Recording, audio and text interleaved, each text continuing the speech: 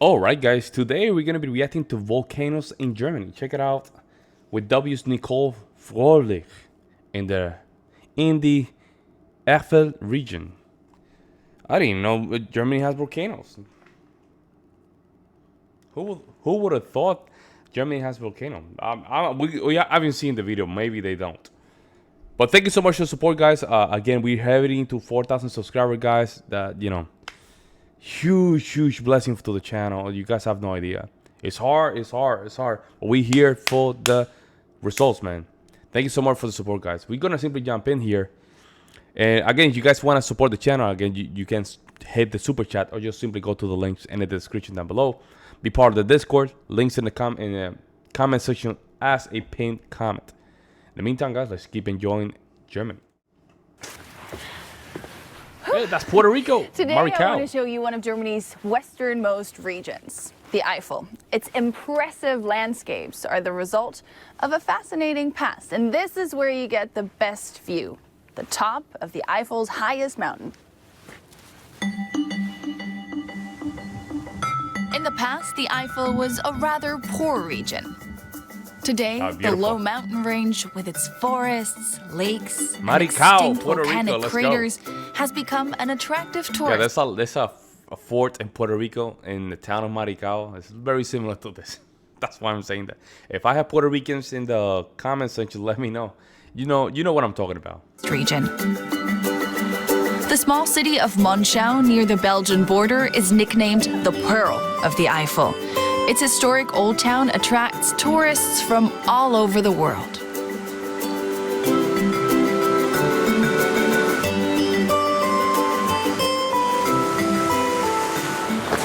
In July of 2021, horrendous flooding devastated large parts of the Eifel. Monschau was left pretty much unscathed, but still had trouble dealing with the fallout of the catastrophe.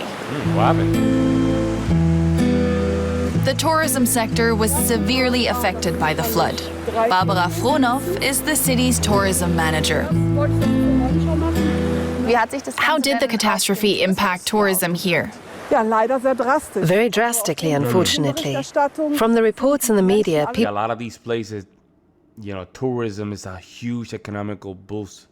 So, man, hopefully everything goes well. people assumed that the entire Eifel region was affected by the flooding crisis and that everywhere had been devastated. Just think, the extreme rain happened on Thursday, and then by Friday and Saturday, some businesses were receiving up to 40 cancellations a day.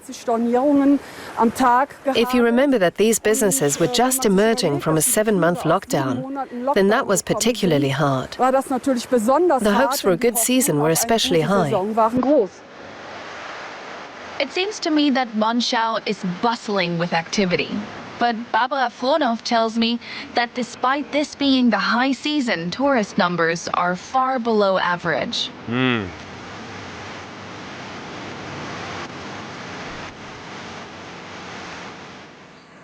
That's beautiful. According to scientists, the flooding of 2021 can be largely attributed to human-made climate change.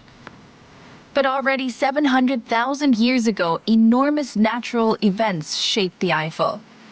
This unusual landscape is the result of powerful volcanic eruptions. There we go. Yep. So y'all have volcanoes over there. How?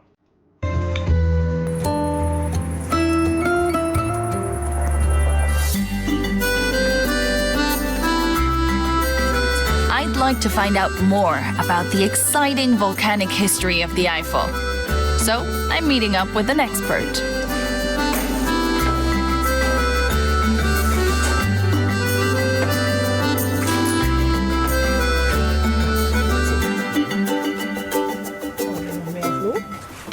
People around here call the Mars the eyes of the Eifel. How many of them are there?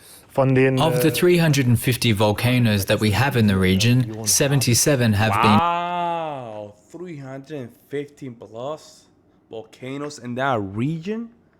Wow. shown to be maar volcanoes. Nowadays, not all of them are filled with water. Most are dried out or bog or moorland.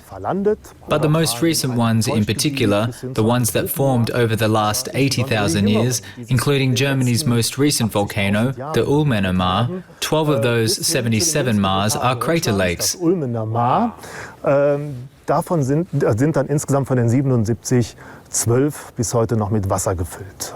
And by the way, the scientists agree that the volcanic area of the West Eifel cannot be described as extinct. Nicht als erloschenes Vulkangebiet bezeichnet. That was my next question. Is it still seething under our feet? Es brodelt. It is still bubbling away under our feet.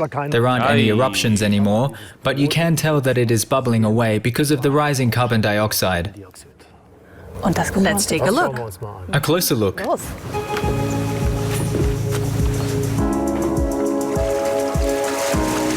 the heart of the Eifel lies the small town of Wallenborn, home to a real geyser. It's nicknamed Brubbel and shoots cold water into the air every 30 minutes. Wow, this is real. Oh my God. Wow, this is real, man. This is, ooh, I don't know what to say, man. Oh, man, that thing can explode anytime, huh? Here, the activity under the surface is very clear. How does the geyser work? Ja, der Brubbel ist Brubbel is a cold water geyser. That means that it is not triggered by temperature, but by CO2, carbon dioxide.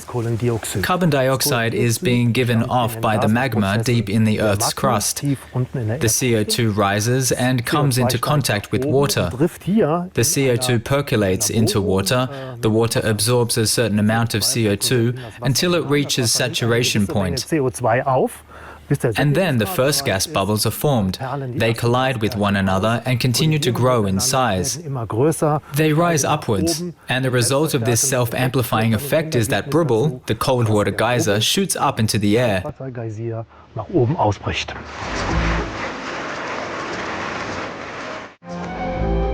Water, wind, fire, and earth. That's beautiful, wow. Few regions in Germany have been as significantly shaped by the elements as the Eifel.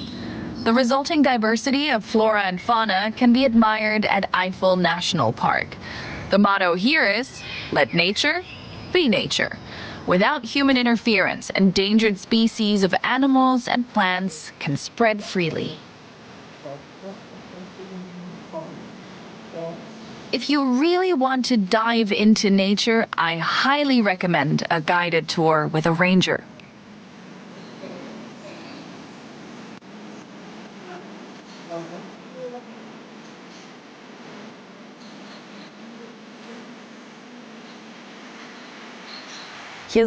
This is where the primeval forest of the future is set to develop. What exactly does that mean? Well, we will never get the primeval forest per se back. There is hardly a square meter left in Central Europe. But the primeval forest of the future will be something similar, if we people stop interfering and the whole thing can develop over centuries. We have to think in tree generations here. We have to wait for a bit, unfortunately, but a lot is already happening. The forest is already changing. When trees fall over, break in two, when there are storms or bark beetles attack trees. Elsewhere, conifers killed by vermin are instantly removed. But here in the national park, they're left to rot. Seeds. Yeah, just let it be. Just let it be, because that's part of the fauna, right? The part of the environment. It's part of the process of keeping the forest nice and clean. I know the first instinct is just to remove it, but remember, there's insects that need that. There's animals that need that. So, dropped on the dead wood by birds and other creatures, create new life. yeah, that's beautiful.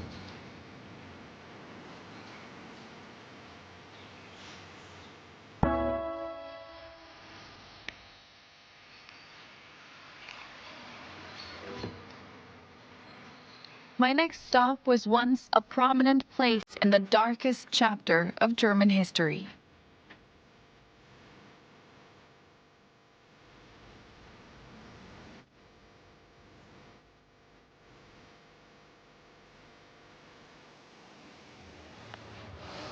Smack in the middle of the national park lies the former Nazi estate and castle Ordensburg Vogelsang. It was a training center for future party leaders. And where Vogelsang once stood for the propagation of dehumanizing values, today it's a space dedicated to remembrance and the celebration of diversity. You can learn about the history of Vogelsang in a permanent exhibition. Back in the day, young men were indoctrinated with Nazi ideology and received military and sports training here. The self-titled Ordensjunker were supposed to come close to their ideal of a superior German man. Today, Vogelsang is an international meeting place and research institution.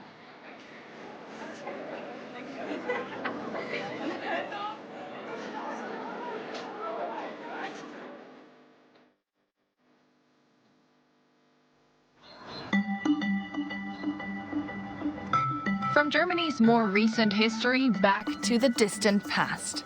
Quite remarkable that 13,000 years ago, this peaceful lake was the site of the biggest volcanic eruption in Central Europe to Wow, that is interesting.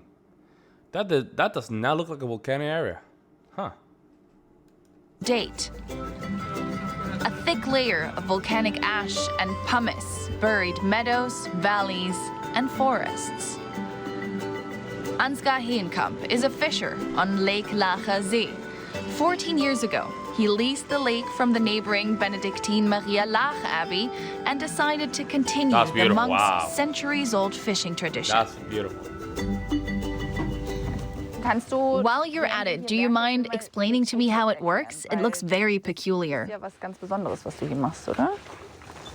In principle, it's a classic pelagic method. The nets aren't attached to the lake bottom and the top line doesn't weigh anything. Below, there is a line with a lead weight that spans the whole thing. It's a bit like a curtain. The fish swim inside and the mesh determines the size of fish we catch. This fish is at the smaller end of the spectrum. It weighs about 200 grams. We catch up to 300 to 350 grams. Smaller fish simply swim through, bigger ones can also get caught but not as well. It's selective fishing. The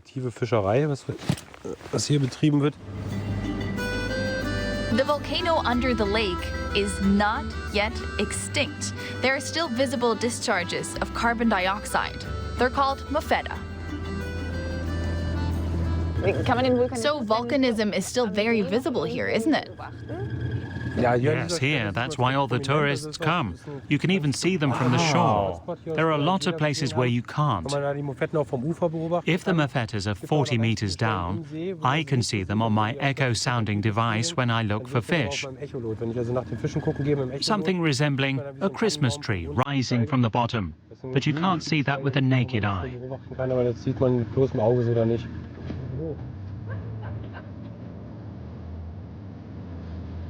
Not far from the lake lies Maria Laach Abbey.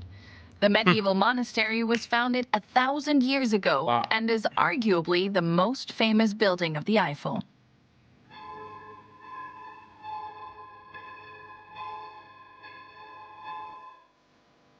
The basilica, with its 6 towers, is the centerpiece of the abbey. It's one of the most beautiful and intact Romanesque monuments in Germany, following the tradition of the big cathedrals in the cities of Speyer, Mainz, and Worms.